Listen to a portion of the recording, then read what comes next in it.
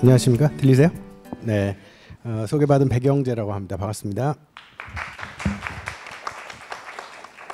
오늘 제가 그 빅데이터에 대해서 말씀을 드리기 전에 간단히 제 소개를 먼저 하고 그리고 책에 대해서 1시간 정도 얘기를 하고요. 그 다음에 한 30분은 질문 받는 시간으로 진행하도록 하겠습니다. 저는 원래 인류학 공부를 했고요. 인류학을 공부했을 때 저는 이제 교수를 하고 싶어서 학교에서 박사과정까지 가서 예일에서 박사를 하고 박사를 하는데 한 7년 정도 걸렸고요. 박사를 끝내고 미국에서 이제 교수직을 찾으려고 1년 동안 예일에서 가르치면서 어플라이를 했는데 한 20군데를 제가 어플라이를 했던 것 같아요. 근데 하나도 안 됐어요. 그래가지고 그러면 인류학을 가지고서 좀 더 실용적인 분야에서 할 수 있는 게 뭐가 없을까를 찾다가 이제 컨설팅이라는 걸 알게 됐습니다. 근데 그때는 저는 이제 컨설팅이라는 게 뭔지도 몰랐는데 들어보니까 제가 느끼기에는 비즈니스 세계에서의 인류학자 같은 일을 하는 사람들이 컨설턴트 같더라고요. 그래가지고 그렇게 우겨가지고 맥킨지를 들어갔습니다. 그래서 맥킨지에서 3년 정도 일을 했었고요. 그 경험으로 CJ 쪽의 엔터테인 미디어 쪽으로 회장실에 들어가서 그 회장실에서 엔터테인 미디어 쪽 담당으로 한 5년 정도 일을 했었고요. 근데 제가 이제 인류학을 간단히 얘기하면 인류학은 타문화 연구라고 할 수 있는데 저는 그래서 한국 사람이니까 미국 전공이었었어요. 그래서 미국 연구를 했었는데 그래서 컨텐츠 쪽에 관심이 되게 많았어요. 왜냐하면 결국은 문화에 대한 연구는 컨텐츠랑 연결이 되니까. 그래서 제가 CJ 엔터테인 미디어 쪽으로 간 거였었고 또 인류학자 치고는 테크놀로지를 되게 좋아합니다. 약간 기키예요. 그래가지고 그 컨텐츠와 테크놀로지가 합쳐져 있는 분야가 결국은 게임이었었어요. 그래가지고 블리자드라는 회사의 한국 대표로 가게 됐습니다. 그래서 블리자드에서는 여러분들 블리자드라는 회사 아시나요? 스타크래프트는 다 아시죠? 네, 스타크래프트를 만든 미국계 온라인 PC 게임 회사고요. 그래서 거기서 이제 한 4년 정도 지내면서 스타크래프트, 월드 오브 워크래프트, 디아블로 이런 게임들을 런치하면서 정말 재밌게 지냈고요. 한 4년 정도 있었고 그러다 보니까 이제 그 게임 회사에서는 모든 분들이 다 온라인에 계시니까 디지털 마케팅을 되게 많이 했었어요. 그래서 디지털 마케팅을 한 경험으로 구글에 가서 구글에서 한 5년 정도를 일을 했습니다. 그래서 구글이 상당히 많은 것들을 하지만 결국 구글 그 매출의 한 85에서 90%는 다 광고 세일즈에서 나오거든요. 그래서 광고 세일즈 쪽에 있으면서 글로벌 팀에서 글로벌 택 회사들, 삼성, LG, 소니 이러한 어카운트들을 맡아서 정말 바쁘게 한 5년 정도를 지냈고요. 그렇게 있다가 약간 뜬금없어 보일지도 모르지만 필립 모리스라는 회사를 가게 됐습니다. 필립 모리스는 말보로와 아이코스라는 전자담배를 만드는 회사예요. 제가 구글에서 일할 때 이제 연락이 와서 한국 대표로 필립 모리스를 결국은 가게 됐는데 저도 사실 필립 모리스에서 저한테 연락이 왔을 때는 좀 의아했었어요. 저는 담배를 안 피거든요. 근데 와서 한국 대표를 하라니까 담배를 안 피워도 됩니까? 그리고 처음에 이제 가기 전에는 좀 부정적인 퍼셉션도 있고 해서 좀 고민을 많이 하다가 들어보니까 담배 연기 없는 미래를 만든다라는 그런 되게 좋은 비전을 갖고 있었고 또 진정성도 있었고 그래서 필립 모리스에 가서 3년 이상 일을 했고요. 그래서 최근에 제가 필립 모리스 나와서 이제 새로운 직장으로 옮기게 됐는데 그 중간에 제가 한 1년 전부터 준비하던 책을 내게 된 겁니다. 그래서 제가 책을 내게 된 계기는 제가 인류학을 공부를 하고 비즈니스 업계에 온 지가 한 23년이 벌써 됐더라고요. 그래서 그 경험을 좀 한번 정리는 해봐야 되겠다라는 생각을 하고 그러면서 이제 빅데이터라는 책을 최근에 한 2달 전에 출간을 하게 됐습니다. 그래서 오늘 제가 세션을 할 때는 제가 최근에 유튜브를 보면서 어떤 뇌과학자가 그렇게 얘기를 하시더라고요. 사람들의 기억에 남는 얘기를 하려면 뭐가 제일 중요하냐? 사람들은 얘기를 들었을 때 기억에 남기 위해서는 일단 감각 중에서 시각이 제일 중요하다. 그런데 사실 그보다 더 중요한 거는 스토리가 있어야 된다. 저는 오늘은 시각과 스토리만으로 프레젠테이션을 만들었습니다. 재밌게 기억하실 수 있도록 한번 같이 한번 가보시죠. 자, 그럼 제가 빅데이터라는 표현이 뭔지에 대해서 설명을 하기 전에 제가 스토리를 하나 먼저 말씀을 드려야 될 것 같아요. 여러분들 먼저 빅데이터를 이해하실 텐데 빅데이터는 많이 들어보셨죠? 네. 근데 빅데이터를 저도 사전적인 정의를 찾아보니까 일반적으로 사용되는 소프트웨어 도구로 수용하기 힘든 정도의 엄청나게 방대한 양의 데이터를 빅데이터라고 한다고 하더라고요. 쉽게 얘기하면 엑셀에 다 들어갈 수 없는 엄청난 양의 데이터를 얘기하는 거죠.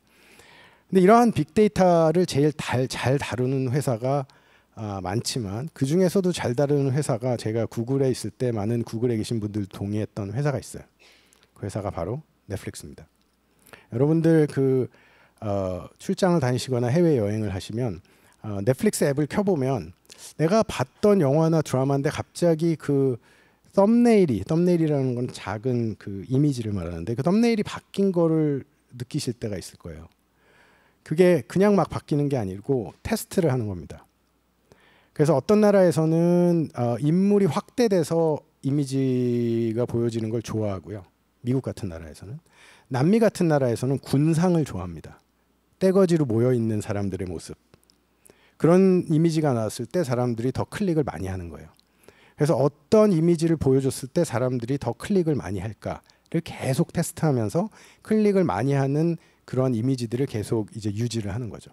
그래서 광고 업계에서는 그걸 A/B 테스팅이라고 하는데요. A 타입과 B 타입을 같이 보여주면서 그럴 정도로 이제 넷플릭스는 데이터를 잘 다루는 애들이에요. 근데 10년 전에 넷플릭스가 지금의 비즈니스 모델을 갖기 시작했을 때 빅데이터를 보니까 패턴이 보이기 시작했습니다. 그 패턴이 뭐냐면 빈지 와칭입니다.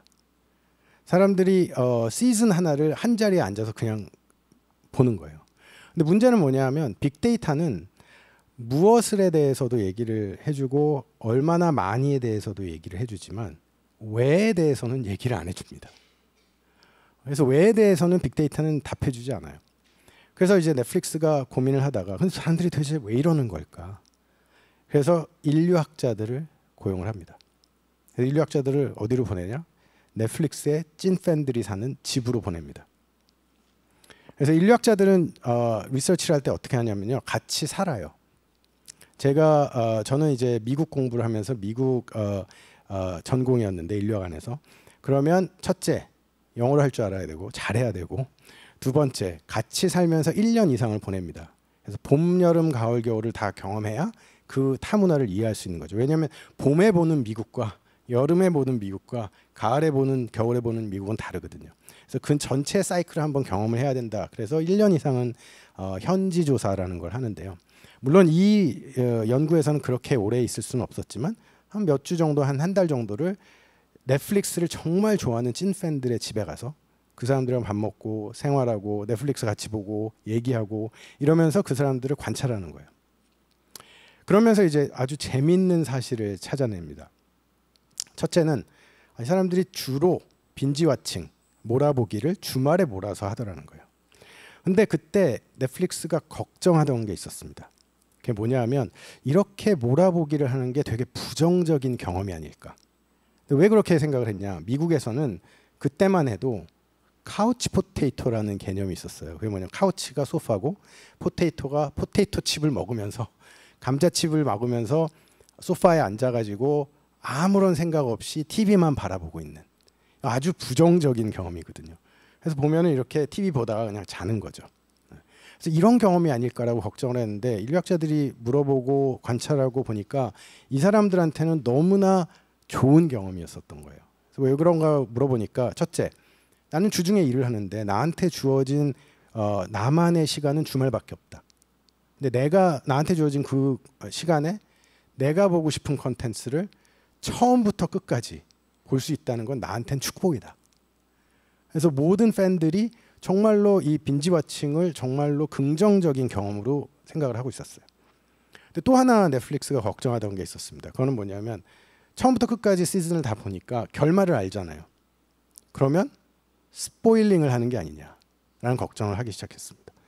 그래서 사람들한테 물어보니까 사람들이 답은 다른 사람들도 그 드라마를 볼 수 있으니까 내가 그 결론을 미리 얘기해 주진 않지만 결론을 얘기해 주면 사람들의 반응은 재밌어? 봐야 되겠네? 라고 얘기하더라는 거죠. 이게 뭘까요? 이게 소위 말하는 word of mouth 마케팅입니다. 그러니까 입소문 마케팅이 되는 거죠.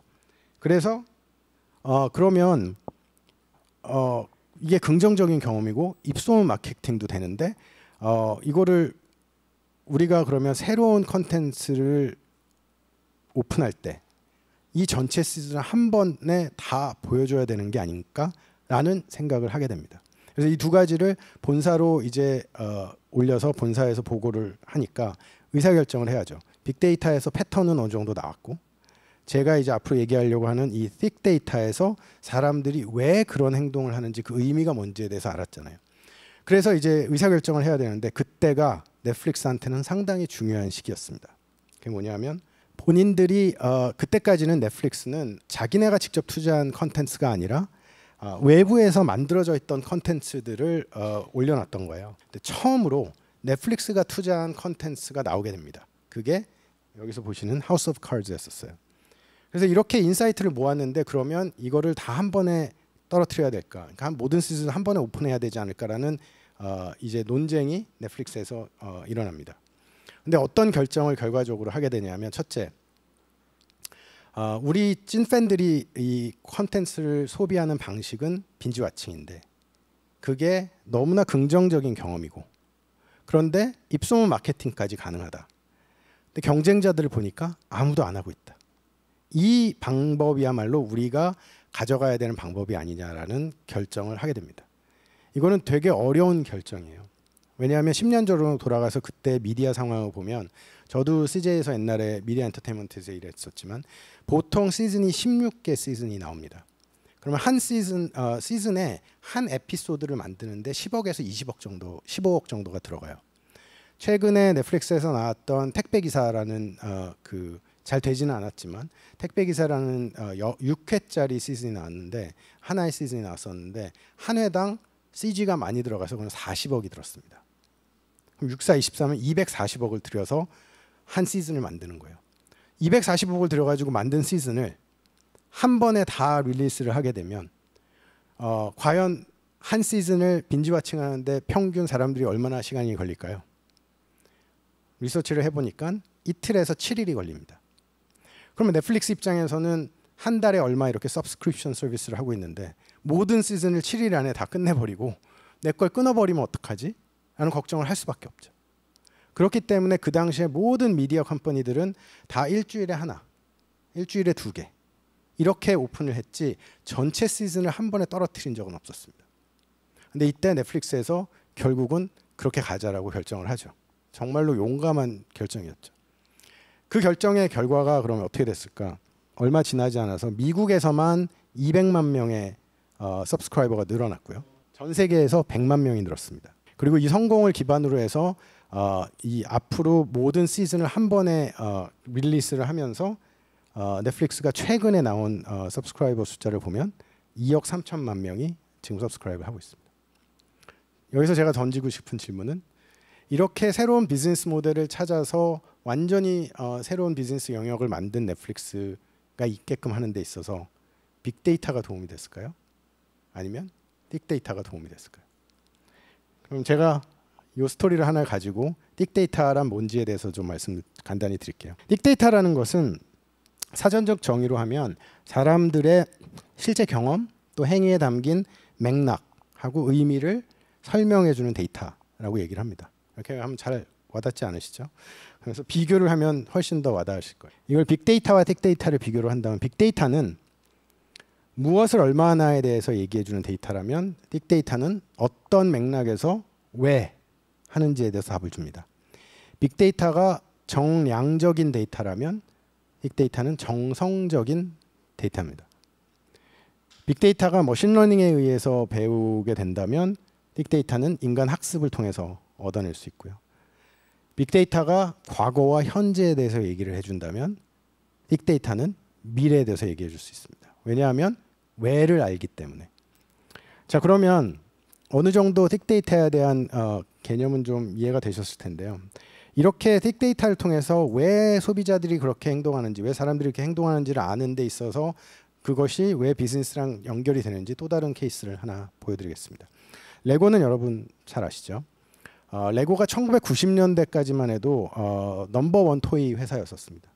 근데 레고가 어려움을 겪기 시작합니다. 그래서 이걸 보시면 이건 레고의 레비뉴가 올라가는 걸 보여주는데 2004년 보면 빨간색으로 표시됐죠. 그때가 레고가 상당히 이 비즈니스가 안 좋아지기 시작한 때였었습니다. 왜 그랬을까요? 레고가 잘 나가다가 왜 갑자기 잘 안 되기 시작했을까요?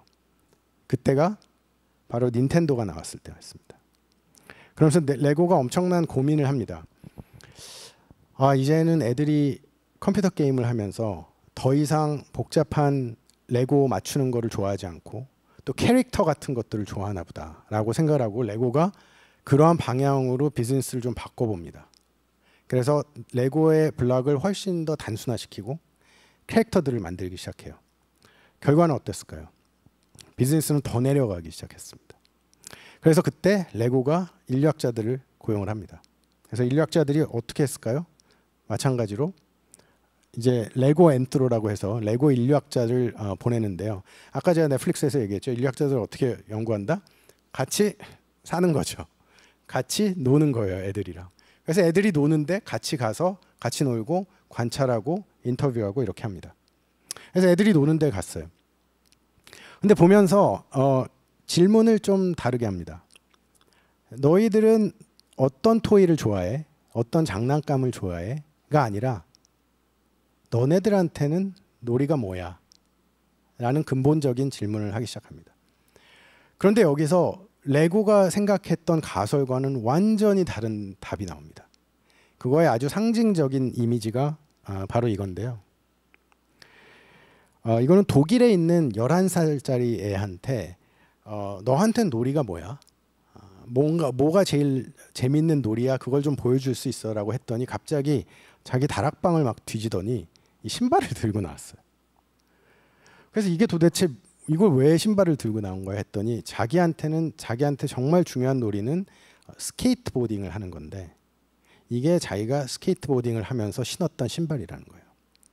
근데 신발을 보시면 한쪽이 이렇게 되게 헤어져 있죠, 위에. 그게 뭐냐면 스케이트보딩을 하다가 이렇게 플립하는 이 연습을 하루에도 수백 번을 하면서 그게 땅에 닿는 이 신발이 헤어져 나간 거예요. 그러면서 여기서 이 리서치를 했던 분들이 엄청나게 중요한 인사이트를 얻습니다. 놀이란 무엇인가? 놀이란 그리고 진정한 장난감이라고 하는 것은 내가 도전할 수 있게끔 만들어야 된다. 그리고 나의 스킬을 보여주고 자랑할 수 있어야 된다. 또 내가 경험하는 세계처럼 복잡해야 된다. 단순해야 되는 게 아니라 복잡해야 된다. 그리고 나의 심리적인 안전지대를 벗어나게끔 나를 푸시해 줄 수 있어야 된다. 궁극적으로는 내가 놀이를 할 때 나의 지위를 상승시켜서 랭킹을 보여줄 수 있어야 된다. 라는 얘기를 합니다. 자, 그럼 다시 돌아가서 왜 닌텐도가 잘 됐을까? 왜 PC 게임인 스타크래프트가 잘 됐을까를 한번 생각을 해보시자고요. 이 찾은 내용을 가지고. 여러분들 스타크래프트 다 해보셨습니까? 원 다 해보셨죠. 스타크래프트를 안 하면 한국 사람이 아니라고 했기 때문에 아마 다 해보셨을 것 같아요. 스타크래프트를 할 때 왜 스타크래프트 1이 그렇게 재밌었고 모든 사람들이 했을까요? 바로 어려웠기 때문입니다. 내가 스타크래프트 잘하려면 몇 가지를 잘해야 되는데 첫째, 단축키를 다 외워야 됩니다. 두 번째, 내가 클릭을 할 때 광클릭을 할 수 있도록 계속 연습을 해야 됩니다. 그리고 계속 전략을 짜야 됩니다. 이묘한 같은 스타크래프트 플레이어가 정말 유명했던 이유는 상상할 수 없는 유닛을 엄청나게 만들어서 도저히 예상할 수 없던 전략을 짜가지고 게임을 이겨버리거든요. 그럼 그 다음 날에 무슨 일이 일어나나요? 모든 한국에 있는 스타크래프트 1 플레이어들이 그 테크트리를 타고 있습니다.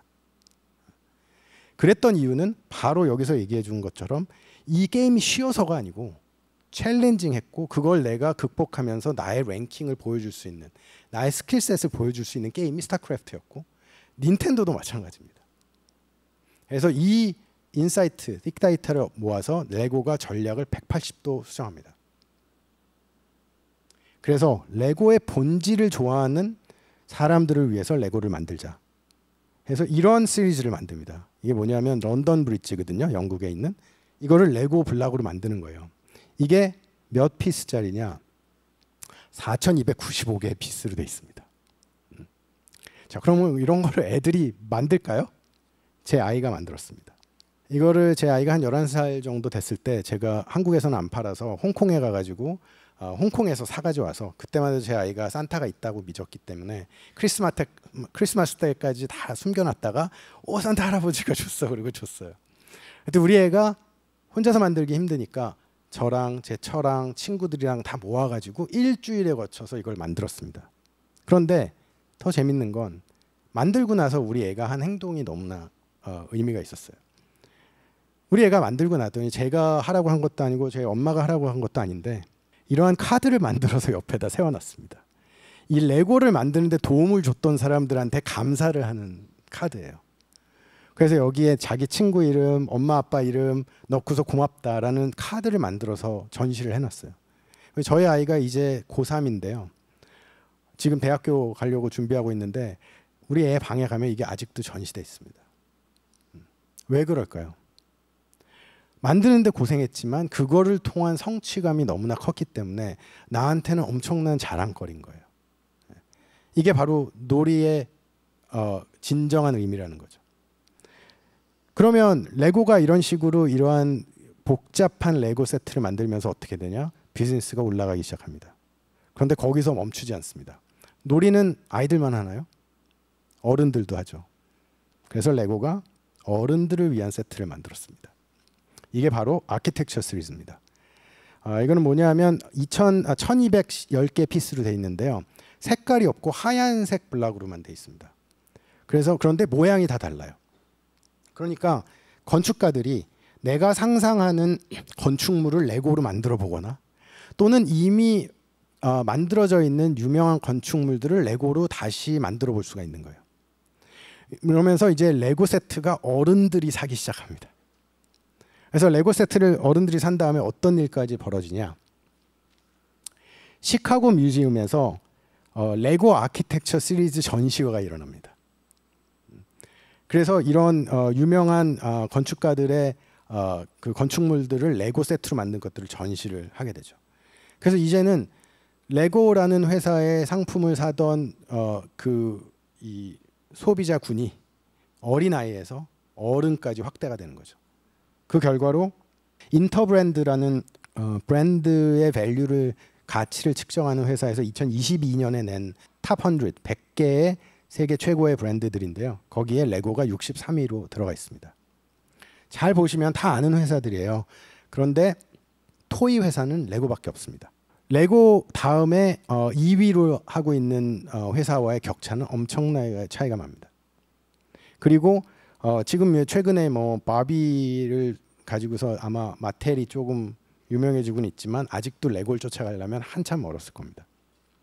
자, 이렇게 아주 중요한 비즈니스의 성과까지도 연결이 된다는 거죠. 이제 빅데이터에 대한 개념 정도 얻으신 것 같고 왜 소비자들한테 그러한 의미가 있는지 어떤 의미를 갖는 건지 이런 부분을 깊게 보는 게 중요하다는 건 이해하셨을 텐데 동시에 이런 생각이 드실 것 같아요. 회사들이 사실 전문가들의 집단이 아닌가. 내가 어떤 상품이나 서비스를 만들면 그 상품이나 서비스를 몇십 년 동안 그것만 고민한 사람들인데 뭐 물어봐서 꼭 관찰을 해야 찾을 수 있을까? 이런 생각이 들지 않으세요? 그거에 대해서 그렇지 않다라는 걸 얘기해 주는 게 바로 오랄비 케이스입니다. 오랄비는 여러분 다 아시죠? 칫솔을 만드는 회사죠. 오랄비가 칫솔에 대한 패턴트를 처음 만든 해가 1950년입니다. 그때 처음으로 칫솔 패턴트를 패턴트를 만들었어요. 그런데 이 이후로 지금 이제 23년이니까 73년이 된 회사죠. 그 안에 있는 사람들은 특히나 칫솔을 만드는 사람들은 칫솔의 엑스퍼트 중에서도 엑스퍼트들입니다. 근데 이 오랄비가 애들을 위한 칫솔을 만들려고 이제 새로운 상품을 개발을 하는데 그때 아이디오라는 컨설팅 회사 이러한 빅데이터를 모으고 그걸 가지고서 디자인을 하는 회사랑 일을 같이 합니다. 그때 처음에 이제 이 회사에 있는 사람들은 뭐 새로운 게 나오겠어 이렇게 생각을 했죠. 그리고 동시에 아이디어에서 온 사람들은 칫솔을 한 번도 만들어 보지 않은 사람들입니다. 그렇지만 그 사람들은 뭐의 전문가들이냐? 관찰을 하는 데는 전문가들이죠. 그 사람들이 어떻게 했을까요? 역시 마찬가지로 애들이 칫솔질 하는 거를 옆에서 보면서 어떤 식으로 칫솔을 잡고 언제 칫솔질을 하고 온갖 것들을 다 관찰하죠. 그러면서 재미난 사실을 찾아냅니다. 애들이 칫솔을 잡는 걸 보니까 애들의 손이 너무 작아서 칫솔을 손가락으로 쥐는 게 아니라 손바닥으로 쥐더라는 거죠. 그런데 손바닥으로 쥐기에는 어른들의 칫솔은 너무 얇고 뾰족하게 생겼어요. 그래서 아이디어랑 같이 개발해서 만든 게 그리퍼라는 칫솔입니다. 보시면 손잡이 부분이 훨씬 더 두툼하게 생기고 고무를 넣어서 미끄러지지 않게 만들었죠. 이게 나오면서 오랄비의 어린이용 칫솔은 거의 오랄비가 장악을 하게 되고요. 그 이후에 뒤에 나오는 상품들은 이제 제가 전자 칫솔, 요새 전동 칫솔이 많으니까 애들도 전동 칫솔을 쓰는데 그걸 찾아보니까 더 두꺼워졌어요. 이제는 그야말로 손바닥으로 쥐게끔 이렇게 나온 거죠.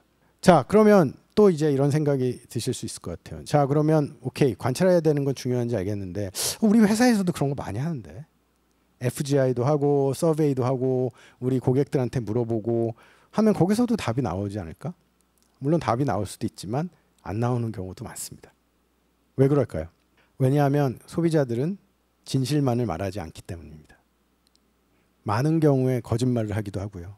때로는 자기가 원하는 게 뭔지를 알지 못하고 있을 때도 있습니다. 그런 거를 보여주는 케이스 중에 하나가 요플레의 케이스입니다. 요플레는 여러분들 잘 아시죠? 그 요구르트를 만드는 회사인데 요플레가 이 자기 요플레 상품을 만들어서 팔고 있는데 점점 이제 매출이 잘 안 나오는 거예요. 근데 요플레 입장에서는 보면서 이렇게 건강에도 좋고 이런 것들을 애들한테 간식으로 주면 너무 좋을 텐데 왜 사람들이 사지 않을까라고 고민을 하면서 이제 FGI를 해봅니다. 그래서 부모들한테 FGI를 모여가지고 물어봤어요.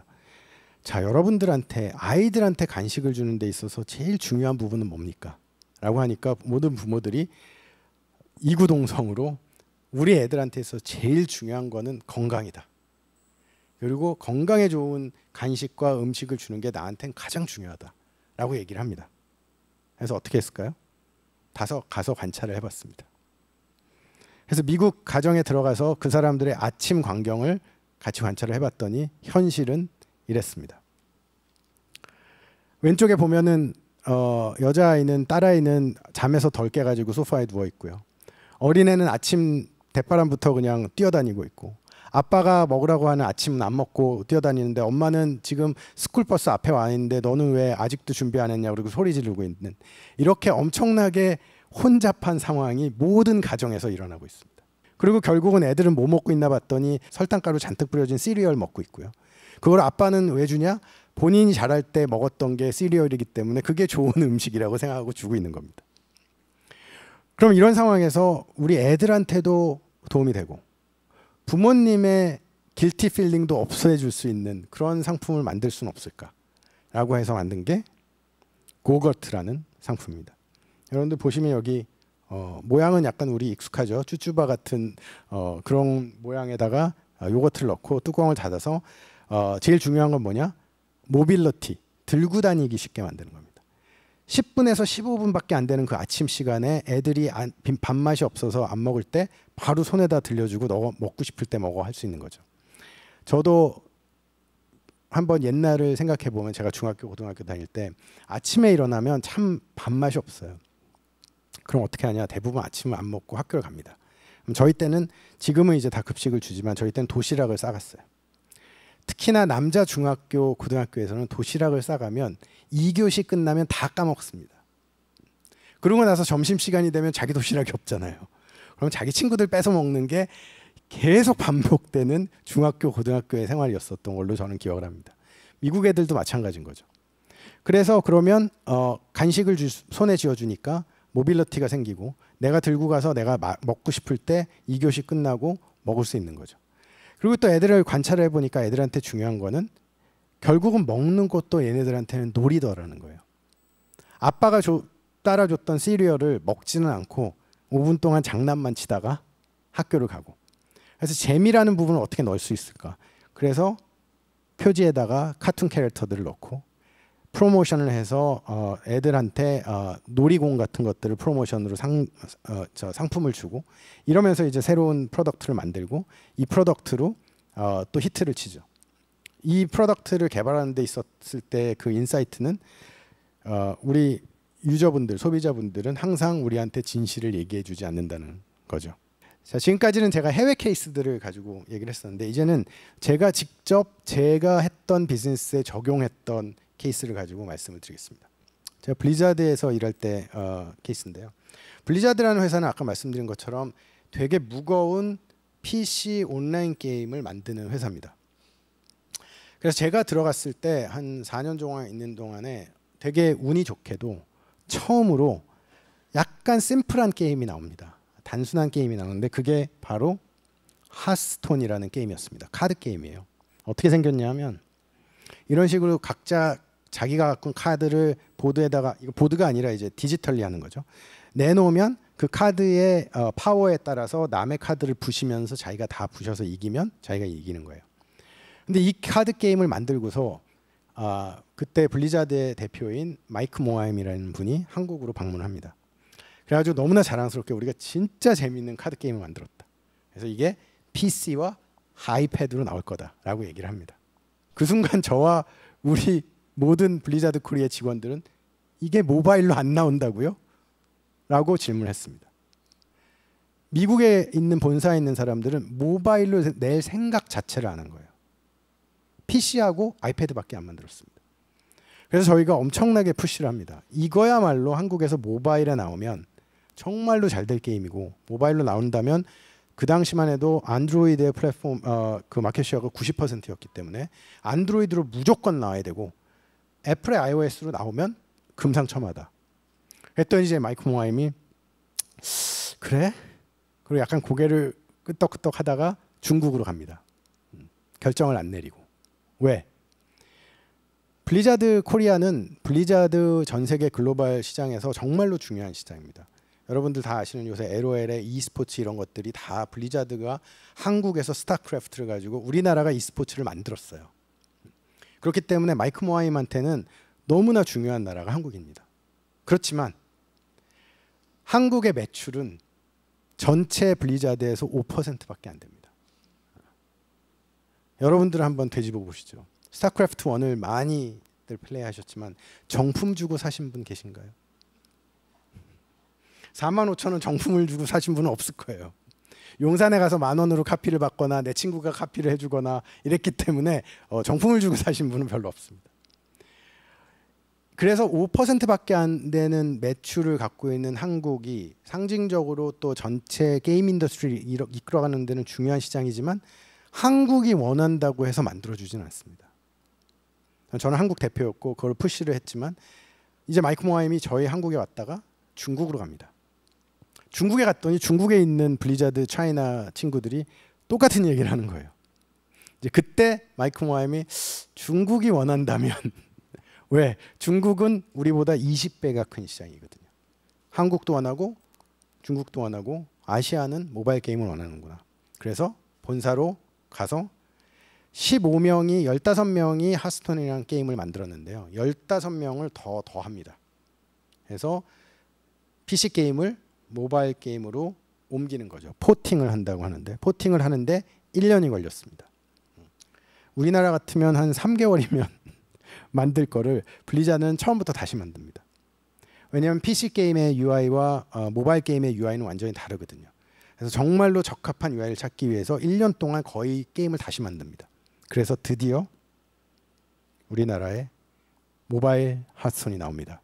비즈니스의 성과는 어땠을까요? 나오는 첫날 iOS 플랫폼에서 넘버 1을 찍었고요. 다운로드.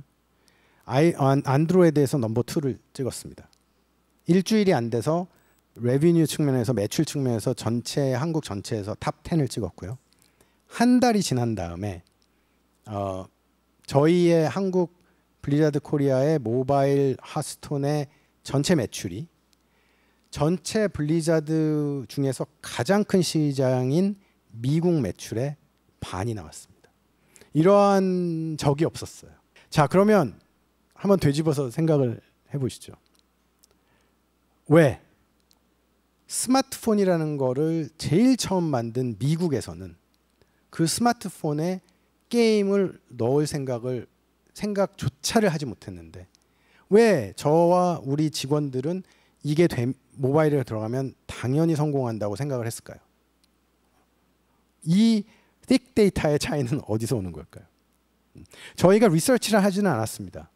그렇지만 저희 머릿속에는 이 모바일 게임이 이게 모바일 게임으로 돼서 한국에서 나오면 분명히 성공할 거다라는 빅데이터가 있었어요. 그리고 빅데이터도 있었습니다. 왜냐하면 미국에서는 그때만 해도 아직도 PC 게임과 콘솔 게임이 대부분의 시장을 차지하고 있던 반면에 한국에서는 게임들이 모바일로 나오기 시작했습니다. 그럼 한국 사람들은 왜 모바일로 게임을 하는데 이렇게 익숙한데 미국 사람들은 왜 그게 익숙하지 않을까요? 다양한 이유가 있겠지만 결국 제 생각에 미국은 운전하는 문화를 갖고 있기 때문입니다. 거의 보통 한 1시간 반 정도를 출퇴근을 하는데 써야 돼요. 가는데 1시간 반, 오는데 1시간 반. 3시간을 길거리에서 버리는 겁니다. 제가 단언컨대 이 사진에 나와 있는 차의 95%는 혼자 운전하고 있습니다. 자, 그럼 생각해 보십시오. 하루에 3시간을 내가 출퇴근을 하면서 내가 혼자 운전을 하는데 핸드폰을 볼 수 있을까요? 반면 우리나라는 여러분도 익숙한 지하철과 버스에 대중교통을 하면서 결국은 모든 사람들이 핸드폰만 보고 있습니다. 자, 그래서 제가 여러 가지 케이스들을 오늘 말씀드렸는데 사실 제 책에는 50개가 넘는 이런 케이스들이 들어가 있습니다. 그래서 사실은 제가 이 책을 쓴 이유 중에 또 하나는 인문학도로서 꼭 인류학자로서가 아니라 소셜 사이언스나 이런 인문사회과학을 한 사람으로서 저는 한 10년 전에 인문사회과학이 갑자기 경영하시는 분들한테 관심이 많아졌을 때 정말 기분이 좋았어요. 이제 경영에서도 인문사회과학의 중요성을 인지하는구나. 근데 그 트렌드가 이렇게 하다가 금방 떨어지더라고요. 근데 나중에 보니까 이런 거죠. 인문사회과학을 하시는 분들이 와가지고 강의를 하면 그 당시에는 되게 재미가 있는데 다 듣고 나서 재미있고 나서 생각을 해보면 근데 나한테 어떻게 도움이 되지? 나는 올해 말에 내 매출 목표를 달성을 해야 되고 숫자를 맞춰야 되는데 인문사회과학적인 지식이 나한테 내가 비즈니스를 하는데 도움이 되나? 라는 생각에 대한 질문에 대한 답을 못 줬기 때문이라고 생각해요. 그래서 제가 그런 케이스들만 50개를 모은 겁니다. 인문사회과학적인 어프로치로 소비자에 대한 진정한 의미 있는 인사이트들을 뽑아냈을 때 완전히 다른 수준의 비즈니스 임팩트를 가져올 수 있다. 그런 케이스들을 한 50개를 모아서 또 제가 프레임워크도 만들고 제 경험도 더해서 만든 게 빅데이터라는 책입니다. 재미있게 들으셨길 바라고요. 이 정도로 제 프레젠테이션은 마치고 질문을 받도록 하겠습니다. 감사합니다.